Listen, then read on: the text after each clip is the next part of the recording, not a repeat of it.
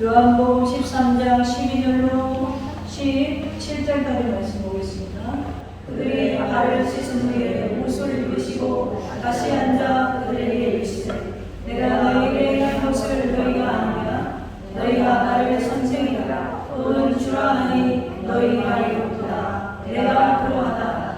내가 주와 또는 선생이 되어 너희 발을 씻었으니 너희도 서로 발을 씻어주는 것이 옳으니라.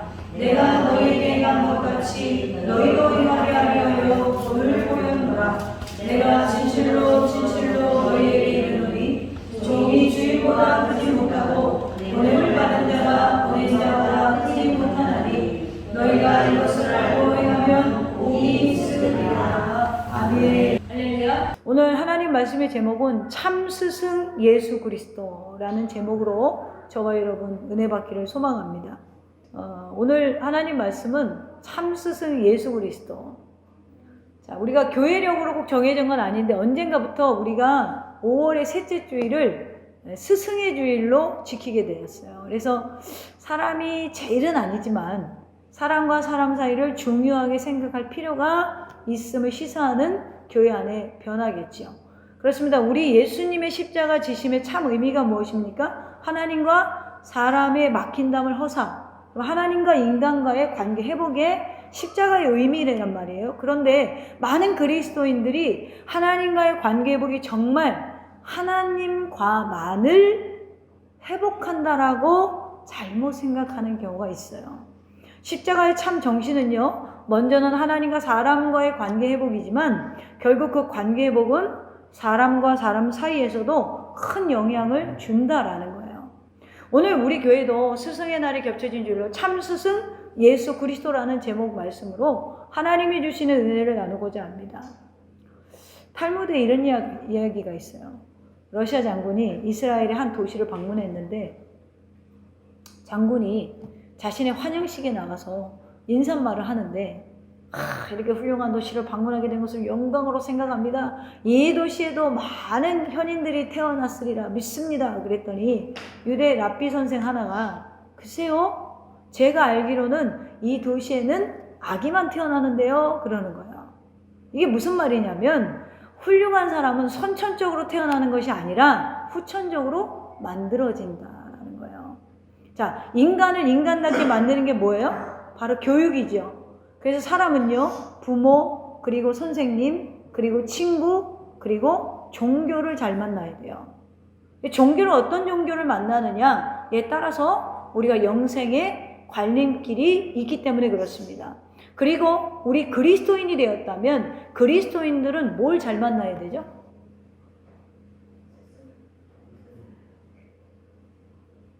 교회를 잘 만나야 돼요. 교회를 잘 만나야 돼요. 우리 그리스도인들은 교회를 잘못 만나면 신앙이 잘못 자랄 수 있기 때문에 교회를 정말 잘 선택하고 잘 만나야 돼요. 그렇다면 우리가 한 인생이 태어나서 정말 잘 교육하는 최고의 스승이 누구일까? 한 인간이 태어나서 성장하는데 우리가 보편적으로 생각해 보면 이런 이야기가 있어요. 한 소년이 위대한 스승을 만나기 위해서 막 방황하면서 다녔어요. 그래서 스승을 찾아 나서도 이 사람을 만나도 진짜 스승이 아니고 저 사람을 만나도 진짜 스승이 아닌 거예요. 너무 지쳐가지고 나무 그늘에 앉아 있을 때 한 노인이 다가와서 소년아, 왜 그렇게 방황하고 다니느냐라고 했더니 저는 위대한 스승을 찾고 있어요. 그랬더니 노인이 미소를 지으면서 그렇게 말했대요. 내가 찾는 위대한 스승이 어디 있는지 알려줄까? 그랬더니 네, 알려주세요. 지금 집으로 돌아가서 가장 먼저 뛰어나오는 분이 너의 가장 위대한 스승이 될 것이다. 집에 뛰어 들어갔더니 누가 제일 먼저 뛰어나왔겠어요? 어머니가 제일 먼저 뛰어나왔어요. 그래서 위대한 스승은 다름이 아닌 소년의 어머니였어요. 사실 모든 사람에게는 부모님이 곧 최선의 교육자이고 이 세상에서 최고의 스승입니다. 이 말이 의학적으로 맞는 이야기인 것이 어린아이가 태어나서 0살에서 4살까지의 여러분 인간의 기본 인격이 50%가 형성돼요. 자, 그런데 4살에서 6살까지가 인격이 몇 프로가 형성이 되냐면 30%가 형성이 돼요. 그러니까 6살이면 적어도 인격이 80% 정도, 내가 이제 6살인데 앞으로 96세를 산다 그러면 90년을 살아가는 인격이 거의 6살에 만들어진다는 거야. 충격을 막 받고 있죠, 여러분. 아이고, 내가 자식을 잘못 키웠구나. 이 기간에 아이들에게 지정의 혹은 희노애락이 다 기본적인 게 형성된다는 거예요. 전 지금도 비계 좋아해요. 왜 그런 줄 아세요? 어렸을 때 비계를 많이 먹어서 그래요. 어렸을 때 제가 간식이 돼지 비계 빨고 다니는 거였어요. 지금도 전 고기에 비계가 안 들어가면 안 먹어요. 그게 뭐냐? 어렸을 때 만들어진 식성이에요. 어렸을 때 제가 우리 집 골목 앞에 곱창 전문집이 있었어요. 그럼 우리 엄마가 냄비를 딱 줘요. 야, 저기 가서 1,000원, 그땐 1,000원이었어요. 제 기억에. 1,000원어치 가져가면 그 사장님이 저를 그렇게 이뻐했어요. 그러면 한 냄비를 줘요. 그럼 엄마랑 그걸 이틀이고 먹죠. 지금도 저는 곱창을 좋아해요. 그래서 그때에 저희 어머니가 파스타나 먹이고 그랬으면 제가 입맛이 그렇지 않았겠죠. 근데 고기랑 햄을 많이 먹어서 제가 정말 30년 동안 저의 몸에 축적된 게 거의 고기랑 햄이에요. 그래서 몸이 굉장히 안 좋아지는 걸 느끼고 많이 줄였어요. 그러니까 이게 뭐냐면 그때에 내가 맛있는 게 거의 결정이 되어진다라는 거예요. 오감도. 자, 사람의 두뇌가 형성되는 것도 태어나서 3세까지 65%가 만들어져요. 그러니까 애들한테 막 하시면 안 돼요. 절대로. 그래서 3세에서 10세 사이에 30%. 그러니까 10세에서 20% 사이에 5%가 형성되는 거예요. 신기한 게 25살이 되면 지금 여기는 한 명도 육체의 상승세를 타는 사람이 없어요. 왜 그런 줄 아세요? 25살부터 사람이 내려가요. 그래프가. 25살까지 올라가고 25살부터 내려가요. 이 두뇌에서 맨 먼저 기억하는 게 뭐냐면 지정의 또는 희노애락, 기본 인격 요소라는 것이죠. 어린이가 성장하는 기간에 가장 가까이 가장 많은 시간을 함께하는 사람이 부모님이잖아요. 그렇기 때문에 인생의 가장 큰 스승은 어쩌면 어버이예요. 그러나 오늘 우리의 사회가 어떻죠? 정말 가정이 좋은 스승이 되던가요? 사실 우리 사회는 결핍이 만연한 사회예요. 가정이 깨어지고 가정에서 치유와 회복이 아닌 사랑이 아닌 상처를 받고 자란 사람들이 굉장히 많아요. 어쩌면 이 시대에는 이렇게 오히려 가장 소중했던 위대한 스승, 가정 속에서 발견하지 못하고 살아가요. 그러나 오늘 크리스찬들에게 이것이 문제가 되지 않는 이유는 뭔지 아십니까? 우리가 어렸을 적에 정말 95%의 뇌가 형성이 되고 80%의 인격이 형성되는 그때 아무것도 배우지 못하고 아무것도 회복되지 못하고 치유되지 못했더라도 우리 그리스도인들에게는 이게 문제가 안 돼요. 왜 그래요? 이 모든 상처와 내가 어렸을 적에 잘못된 인격이 형성됐을지라도 바꿀 수 있는 분이 여기 계시다라는 거예요. 바로 예수 그리스도. 오늘 본문을 읽을 때마다 저는 가슴이 저려와요. 여러분, 이 발을 씻길 때가 어떤 상황이죠? 때가 이른 줄 아신 예수님. 어떤 때요? 십자가 달리시기 직전인데 예수님이 제자들의 발을 씻기고 계세요. 오늘 본문의 사건 배경은요, 십자가 달리시기 전날 최후의 만찬 직전에 예수님이 제자들의 발을 씻긴 거예요. 그때 사실 우리는 늘 때를 분별하지 못하는데 그때 이거 지나고 나서 후회해요. 아, 그때 잘 믿을 걸, 그때 잘할 걸, 아유, 그때 그 주식 살 걸. 얼마나 요즘에 주식 때문에 완전히 어저께 미용실에 갔는데 테슬라 주식 산 사람 다 망했어 막 이러면서 저는요 잠시 앉아가지고 30만 원을 벌었대. 누가 거기 앉아 손님이 얘기를 해요. 난 뭔 얘기인가 했더니 주식이에요. 그때 그랬어야 되는데, 그때 그 사람을 잡았어야 되는데. 우리 어머니들은 그런 말 하잖아요. 아이고, 내가 첫사랑 그때를 잡았어야 되는데 저놈의 인간이랑 살면서 내가 이렇게 고생하는 거야. 그런 생각 하잖아요. 그때 그랬어야 되는데. 그렇다면 오늘 이 본문 속에서 제자들이 예수님이 있을 때 잘했어야 되는데, 예수님이 계실 때 잘했어야 되는데, 예수님이 계실 때 가르친 게 무엇일까? 어떤 교훈을 받아야 되는가? 우리 최고의 참 스승이신 예수 그리스도가 오늘 우리에게도 동일한 가르침을 주고 계십니다. 첫째는 끝까지 사랑하시니라. 끝까지 사랑하시니라. 오늘 이 예수님의 발을 씻기는 모습을 한마디로 하면 세상 끝까지 너를 사랑하겠다라는 거예요. 사실 오늘 무엇을 여러분 생각하게 합니까, 이것이? 요즘에 학원에 가면은요, 어떤 사람이 좋은 선생님이죠? 뭘 잘 가르치는 게? 그렇지. 시험 문제를 정확하게. 역시 공부한 지 얼마 안 돼서 딱 안 해. 자, 공무원 학원을 가든지, 고등학교를 가든지, 수능 학원을 가든지, 뭘 잘해야 돼요?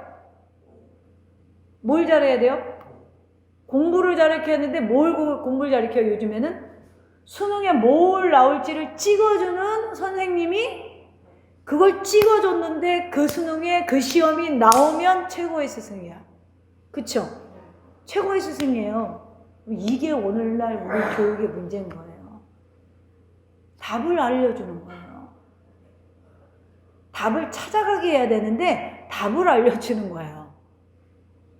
그러니까 요즘에는 시험답을 잘 가르쳐주는 선생님이 최고의 선생님. 세상의 기준은요, 정답을 알려주는 스승이 최고의 선생이에요. 그러나 예수님은 오늘 우리에게 뭐라고 이야기하시냐면 내가 세상 끝날까지 너희를 사랑할 거야. 여러분, 참 스승은요, 무엇을 가르치려고 하는 게 아니라 사랑한다라는 거예요. 정말 사랑한다라는 거예요. 세상에 있는 자기 사람들을 사랑하시되 끝까지 사랑하시느니라. 이 말씀은 내 마음에 새겨주신 주님의 마음이라는 것이에요. 우리가 믿었던 사람에게 여러 번 배신을 당하면 머리로는 용서해야 된다고 생각하지만 마음으로는 용서하지 못해요. 그래서 가정에서조차 마음 둘 것이 없고 치유되지 못했던 우리의 삐뚤어진 자아가 앞으로 그런 우리의 삐뚤어진 자아 앞으로 그런 예수님이 우리에게 다가오셔서 내가 너를 끝까지 사랑하겠다라는 거예요. 내가 너를 끝까지 사랑하겠다. 내가 너를 끝까지 사랑하겠다. 여러분 13절 1절 볼까요? 뭐라고 그래요? 6월절 전에 예수께서 자기가 세상을 떠나 아버지께로 돌아가실 때가 이른 줄 아시고, 자 이제 본인이 최고의 공생의 사역의 클라이막스인 사명의 완수인 십자가를 지시러 이제 가실 거예요. 그때가 예수님 이른 줄 아셨어요? 모르셨어요? 아셨어요. 그런데 뭐라고 표현하죠? 세상에 있는 자기 사람들을 사랑하시되 끝까지 사랑하시느니라. 할렐루야. 근데 어떤 마음으로 사랑하셨어요? 2절 볼까요? 마귀가 벌써 시몬의 아들 가룟 유다의 마음에 예수를 팔려는 생각을 넣었더라. 자, 그러니까 유다가 나를 팔 거를 알고도 예수님 뭐 했다고요? 끝까지 사랑했노라. 오늘 이 예수님의 마음을 알게 되면요, 우리는 더 이상 할 말을 잃게 돼요. 성도 여러분, 예수님의 사랑은 추상적인 게 아니고 한때의 감정이 아니고 인간의 사랑은요, 한계가 있어요. 그나마 또 계산적이죠. 그래서 주님은 우리에게 진정한 사랑을 가르쳐주고 싶었던 거예요. 내가 죽게 되었어도 내 사람들을 끝까지, 나를 배신해도 내 사람을 끝까지 사랑하십니다. 참 스승은 조건 없이 제자를 사랑합니다. 주님은 십자가에 죽기 전날 밤에 제자들을 사랑하시되 끝까지 사랑하셨어요. 본장 1절에서 끝까지 사랑했다라는 말은 진정으로 사랑했다라고 번역돼요. 그리고 그 사랑을 말로만 아니고 사랑의 본을 보이신 거예요. 가룟 유다가 자신을 팔 것을 알고도 끝까지 사랑하셨더라. 그렇게 끝까지 사랑하는 것을 섬김을 통해 제자들의 몸에 발을 씻기면서 그 손의 감각, 예수님의 그 따뜻한 손길을 심어주신 거예요. 사랑하는 더셈의 가족 여러분, 예수님은 끝까지 사랑을 베푸셨어요. 예수님은 언젠가는 막연한 말을 하거나 나중에 라고 미루지 않으시고 지금 최선을 다해서 제자들을 사랑하고 계십니다. 두 번째로 우리가 본문에서 배울 수 있는 것은 나와 상관이 없느니라 라고 말씀하세요. 베드로의 발을 주님께서 이제 차례가 와서 씻겨주려고 하니까 베드로가 얼마나 송구스럽고 당황스러워요. 6절 이하에 나오죠. 시몬 베드로에게 이르시니 베드로가 이르되 주여 주께서 내 발을 씻기시나이까. 아유 주님 천부당 만부당합니다. 그게 이게 베드로의 마음이에요. 그런데 주님은 지체 없이 말씀하세요. 내가 너를 씻기지 않으면 8절의 마지막에 보면 내가 나와 상관이 없느니라. 상관이 없느니라. 그렇습니다. 주님은 섬김으로 우리와 관계를 맺으셨어요. 그럼 여러분 예수님의 섬김이 뭐예요? 발 씻기는 거예요? 잘 생각해 보세요. 여러분 성경 보면서 이런 거 못 보면 내가요 영적으로 잘하질 않아요. 오늘 지금 발 씻김의 의미가 뭐예요? 주님이 무릎을 꿇고 흙바닥에 앉아가지고 어떤 분들은 그런 걸 강요하더라고요. 여러분 이게 예수님 무릎 꿇는 데가 장판이 안 깔렸어요. 방석이 없어요. 흙바닥에 무릎을 꿇고 닦아주신 거예요. 이렇게 얘기하시는데 난 그런 마음이 어려워. 그게 중요한 게 아니에요. 예수님이 여러분을 섬긴 포인트가 뭐예요? 십자가 지신 거잖아요. 그럼 십자가의 의미가 뭐예요? 죄를 씻어주신 거잖아요. 아멘? 그러니까 내가 너를 씻어주지 아니하면 내가 나와 상관이 없어 라는 건 내게 네 죄를 내밀지 않으면, 오늘 발을 내미는 것이 아니라 너의 죄를 나에게 고백하지 않으면, 내가 너를 씻어주지 아니하면, 내가 너의 죄를 사하지 않으면 너는 나랑 상관이 없어. 너는 나랑 상관이 없어. 주님은 바로 이 섬김으로 우리와 관계를 맺으시는 거예요. 이것이 바로 성육신 사건. 이것이 예수님의 생애 이유예요. 그것이 예수님의 십자가이고 부활하신 이유도, 승천하신 이유도 우리를 섬기기 위해서예요. 오늘 발을 씻기는 것은 그것의 단적인 예로 보여주신다라는 거예요. 오늘 사실 발을 씻기는 장면을 단순하게 무릎을 꿇고 육체 낮아지심으로 허리를 동이시고 무릎을 꿇고 예수님의 발을 씻기는 것, 그거 은혜 되죠. 근데 이 은혜는 제가 여러분들 지금 오늘 발을 씻긴다고 해도 은혜가 되는 거예요. 저의 손의 촉감과 그 물 속에서의 부드러움과 그리고 김강희 목사의 어떤 따뜻한 손길을 여러분 느낄 수 있을 거예요. 그런데 여러분 제가 오늘 가만히 생각했어요. 여러분들 발을 씻어줄까 말까. 근데 안 했어요. 왜 그런지 아세요? 이 발을 씻어주는 거에만 너무 포커스를 맞추고 기억하고 갈까 봐. 말씀으로 예수님을 기억하셔야 되는데.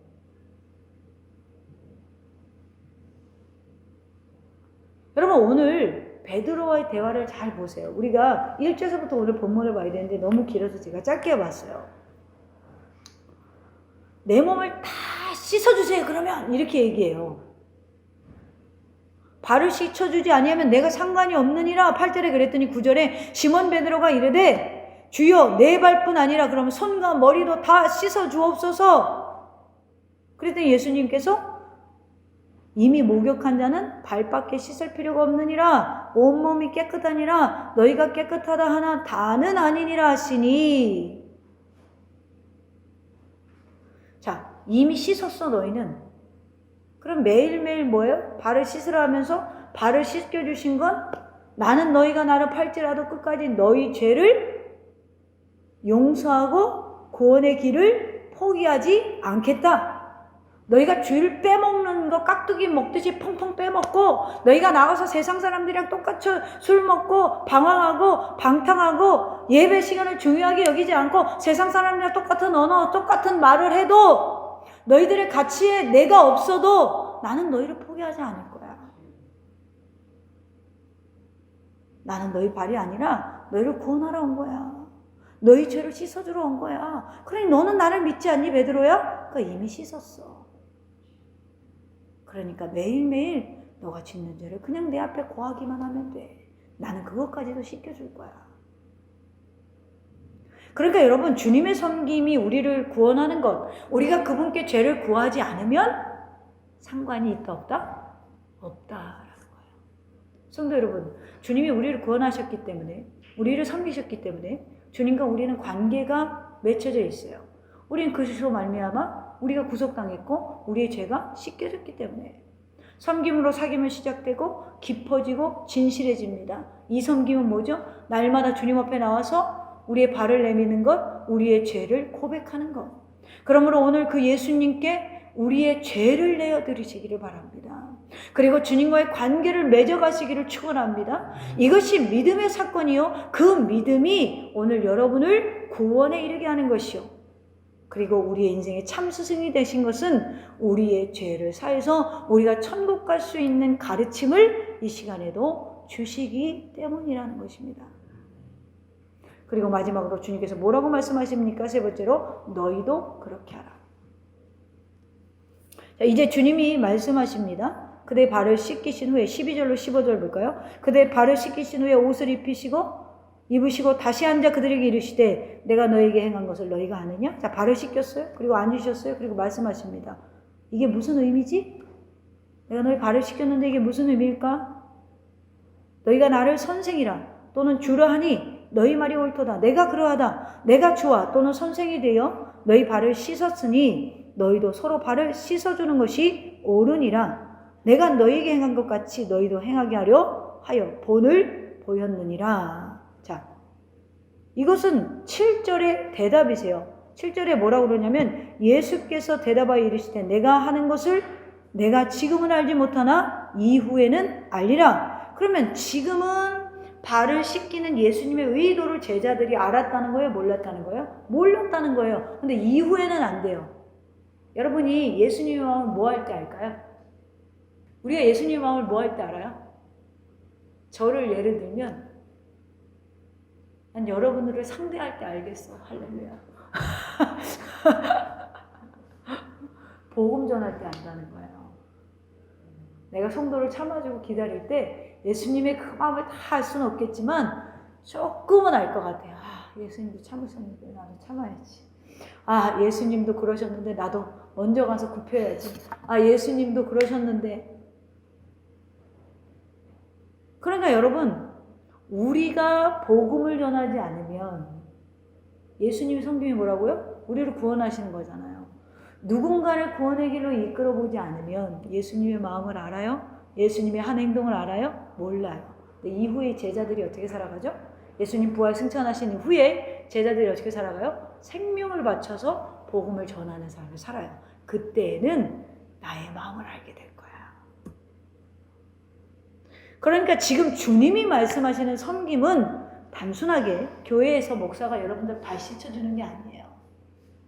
단순하게 여러분 TV에 보다가 뭐 굿네이처 뭐 여러 가지 있죠. 거기다 전화해서 3만 원, 5만 원 보내는 게 단순하게, 물론 하셔야 돼요. 이웃사랑이기 때문에. 단순하게 예수님이 가르친 섬김이 아니라 여러분들을 비방하고 욕하는 자를 용서하고 그들에게 복음을 전하는 게 예수님의 섬김을 나도 섬기는 거예요.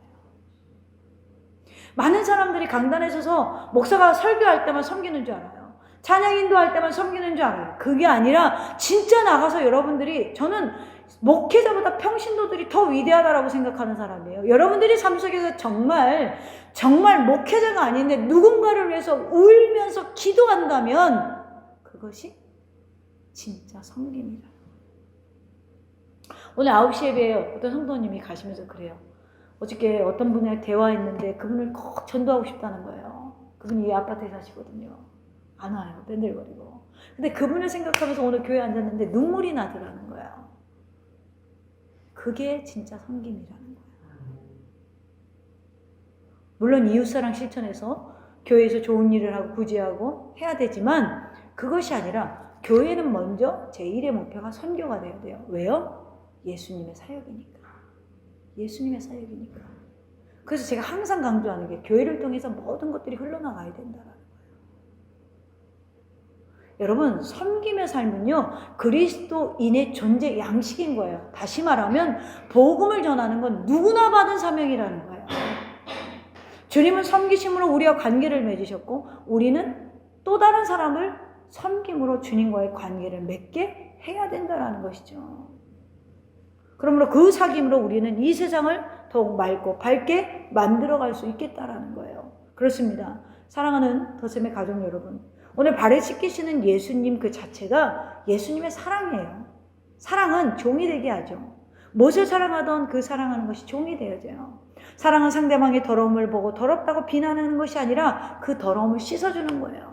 누군가의 죄를 보고 저 사람은 죄인이야, 나쁜 놈이야 라고 하는 것이 아니라 그 더러움을 덜어주고 그 더러움을 씻어줄 수 있는 예수님을 소개하는 거예요. 여러분, 당시 예수님이 발을 씻기는 상황을 보세요. 이 사람들은 되게 예수님을 지금 위대하게 보고 있단 말이에요. 어떤 면에서? 유대인의 왕으로 오실, 자기들의 인생을 로또 맞게 하실 그런 대상으로 보고 있단 말이에요. 그가 예수님이 지금 스승인 예수님이 무릎을 꿇고 발을 씻기실 때 몸둘 바를 몰랐을 거예요. 그저 단순하게 와 우리 스승이 와 왜 이러시지? 제자들의 발을 더러운 걸 왜 씻기시지? 라고 생각했을 거예요. 그런데 그들이 점점 예수님을 닮아가고 예수님이 하는 의도를 알아가고 실제로 삶 속에서 예수님을 증거할 때 예수님이 이런 마음이셨겠구나. 예수님이 말씀하신 것이 무슨 의미였구나. 살아가면서 새로 생각났을 거예요. 오늘 예수님 말씀하십니다. 한 사람이 아니라 12사람. 그것도 십자가의 처형을 앞두고 그러면서 말씀하세요. 예수님 지금 다 알고 계세요. 베드로가 주님을 부인하고 얼마나 가슴 아파할 것인가. 그러니까 이렇게 말씀하시는 거예요. 내가 하는 것을 내가 지금은 알지 못하나 이후에는 베드로야 알게 될 거야. 이후에 알리라. 베드로의 마음이 이 마음에 울렸을 거예요. 이후에 알리라. 이후에 알리라. 닭 울기 전에 3번 부인 이후에 베드로가 얼마나 가슴에 이 말씀이 이 모습이 사무쳤을까요?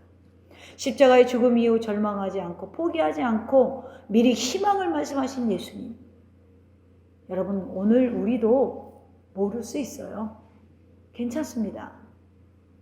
예수님의 마음도 이 김광희 목사의 마음도 여러분 모를 수 있어요. 괜찮아요. 그러나 지금 우리에게 있는 이 사건들을 이후에는 알게 될 것이다. 왜죠? 주님이 섬김이 우리를 살리셨고 그 살리신 기쁨과 감격이 주체하지 못하여 우리도 세상을 향해 예수님의 섬김이 그대로 나타날 것이니까. 많은 교회들이 이 모습을 따라합니다. 발 씻기는 예식, 세족식도 있습니다. 그러면서 한편으로는 예수님의 이름을 들먹이며 갈등하고 서로 미워합니다. 그러나 우리는 포기하고 우리는 배반하고 우리는 부인해도 여전히 다시 허리에 수건을 동이시고 무릎을 꿇고 제자들의 발을 씻기신 예수님. 십자가에서 철저하게 자신의 살과 피를 다 내어주시고 그 값을 지불하시고 우리의 생명을 살리신 예수님. 그 예수님이 우리의 삐뚤어진 자 앞에서 상처받은 인생 앞에 못자국 난 손을 내밀고 나를 따라오라고 말씀하십니다. 내가 너의 인생에 참 스승 된다고 말씀하십니다. 오늘 그 주님 앞에 우리의 발, 우리의 죄를 내어드립시다. 그리고 나를 세상 끝까지 너가 나를 배신해도 네가 나를 부인해도 네가 지금은 내 의도를 몰라도 내 사랑의 가치를 몰라도 나는 너를 끝까지 따라가겠다. 나는 너를 포기하지 않겠다. 그리고 너는 곧 나와 같이 이웃을 섬기는 자가 될 거야. 여러분, 이 음성이 오늘 여러분의 심령 가운데 폭포수같이 일어나서 정말 예수님이 섬겼던 그 인생, 섬김으로 살아난 우리의 인생, 값없이 살지 마시고 한번 태어난 인생, 이 인생의 참 스승이 가르친 우리도 이웃을 섬기는 자가 되기를, 바로 그들을 구원의 길로 인도하는 그 사명을 감당할 수 있는 저와 여러분이 되기를 주님의 이름으로 축원합니다.